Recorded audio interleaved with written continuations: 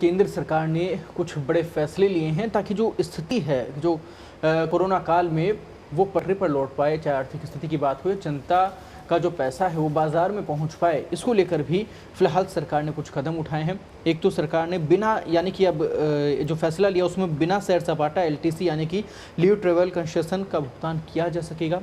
साथ ही केंद्रीय कर्मचारियों को 10,000 रुपये एडवांस देने की भी बात यहाँ पर की गई है। क्या कहिएगा सर इस फैसले को लेकर?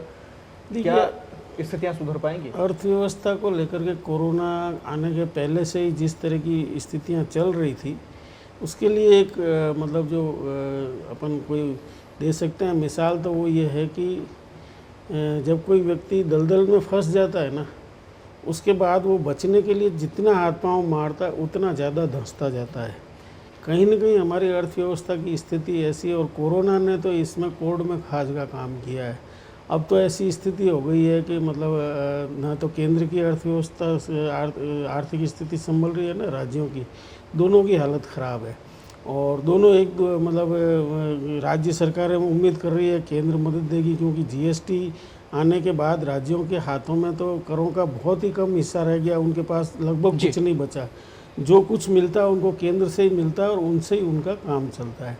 तो अब ऐसी परिस्थिति आ गई कोरोना के बाद, और जो एक जीएसटी का जब तय हुआ था फार्मूला, तब ये तय हुआ था कि राज्यों को इतनी मदद तो गारंटेड, इतनी राशि तो केंद्र सरकार देगी, लेकिन आर्थिक स्थिति खराब होने की वजह से वो नहीं दे पाई। तो अब वो क्षतिपूर्ति का मसला अटका हुआ है। 2 बैठकें 3 बैठकें हो गई है, कोई फैसला नहीं हुआ। कल की बैठक में भी दुर्भाग्यवश कोई फैसला नहीं हुआ। तो उसमें तो कल कह ही दिया केंद्र सरकार ने कि हम नहीं दे सकते क्षतिपूर्ति। मैं यही तो कह रहा हूँ ना, अब आप नहीं दे सकते, टैक्स का पूरा पैसा आपके पास जा रहा है, अब आपने कह दिया हम नहीं दे सकते, तो अब राज्य क्या करेंगे?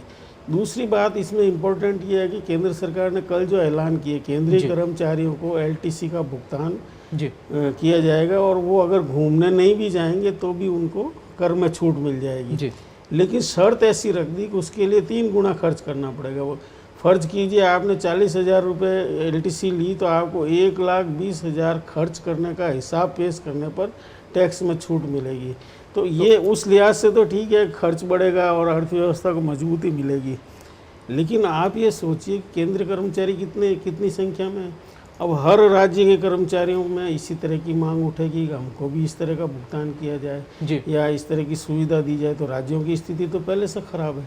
लेकिन सर 4,000 रुपये की बचत के लिए 60,000 रुपये अतिरिक्त खर्च भी करना होगा, तो कर्मचारी करेंगे? क्या लगता है? मैं वही कह रहा हूँ ना कि ये जो भी स्कीम केंद्र सरकार लाई है, अब उसमें मेरी समझ में नहीं है। एक तो ऐसे सक्षम केंद्रीय कर्मचारी बहुत कम है जो 3 गुना खर्च कर सकते हैं। बिल्कुल, बहुत बड़ी संख्या ऐसे कर्मचारियों की है जिनकी माली हालत बहुत ज़्यादा अच्छी नहीं कही जा सकती है। ऐसे में ये कदम जो है, एक तो सीमित लोगों को फ़ायदा पहुँचाएगा, दूसरा बहुत सारे लोगों की उम्मीदों को जगा देगा। राज्य सरकारों पर अब इस तरह का दबाव आएगा, वो भी अपने कर्मचारियों के लिए इस तरह की घोषणा करे।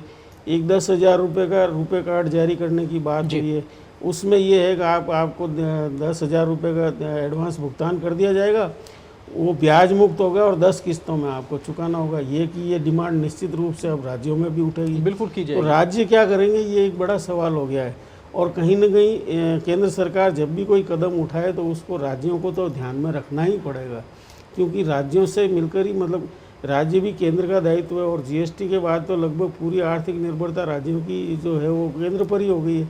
तो केंद्र अगर कोई भी ऐलान करने से पहले, कोई भी योजना लाने से पहले इस पर विचार नहीं करेगा कि इस पर राज्यों से क्या असर पड़ेगा, तो फिर उसके विपरीत परिणाम सामने आएंगे। लेकिन इन सब के बीच में राज्यों को 12,000 करोड़ की ब्याज मुक्त रकम 50 सालों के लिए उपलब्ध करवाई जाएगी, इसको लेकर भी स्थिति साफ? ये मतलब मैं ये कह सकता हूँ ऊँट के मुंह में जीरे जैसी राहत निश्चित रूप से है, क्योंकि अभी तत्काल पैसा चाहिए राज्यों को। हालत जिस तरह की है, अब वो एक बार उनको मिल जाएगा और ब्याज लगेगा नहीं, 50 साल में चुकाना है, तो एक तरह से वो मतलब बड़ी राहत मैं मान सकता हूँ।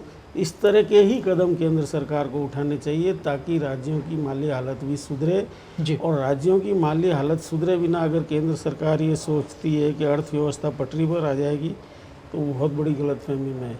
आपको केंद्र की मतलब आप देश चला रहे हैं, देश की सरकार चला रहे हैं, देश को आप व्यापार की तरह नहीं चला सकते, नफ़े नुकसान का हिसाब नहीं लगा सकते। ये लोक कल्याणकारी सरकार है, जिसको जनता अपने वोटों से चुनती है, जनता अपने टैक्स का पैसा दे करके सरकार का सारा खर्चा जनता जी, उठाती है। जी। तो आप जनता को इसमें अवॉइड करके और कोई भी काम करेंगे तो वो निश्चित रूप से फिर ठीक जनता नहीं की होगा। भलाई उसमें नजर नहीं आएगी। बिल्कुल। फिलहाल जनता की भी राय ले ली जाए। सवाल जो आज का हमारा इसी से जुड़ा हुआ है, आप सबसे भी जानना बेहद ज़रूरी है, क्योंकि केंद्र सरकार ने केंद्रीय कर्मचारियों को बिना घूमने जाने के एलटीसी के भुगतान में 3 गुना खर्च करने की जो शर्त लगाई है, क्या इससे आम कर्मचारी इसका लाभ उठा सकेगा? आज का हमारा सवाल ये सवाल है, अब आप लोगों के सामने भी हमने रखा है, जो भी केंद्रीय कर्मचारी है और भी जो आम जन भी इसमें हिस्सा लेना चाहें, क्योंकि ये एक ऐसी शर्त है जैसे टैक्स में छूट के लिए आप इन्वेस्टमेंट कर दीजिए, तो कितने लोग टैक्स इन्वेस्टमेंट कर करके बचा पा सकते हैं, क्योंकि हर एक की आर्थिक स्थिति ऐसी नहीं होती है कि वो 3 गुना खर्च करके और फिर अपने जो है 4,000 रुपये का टैक्स बचा ले। इसलिए आप बताएं, आपकी राय निश्चित रूप से केंद्र सरकार ने जो फैसला किया उसमें कहीं न कहीं आगे जाके असरकारक हो सकती है। जी।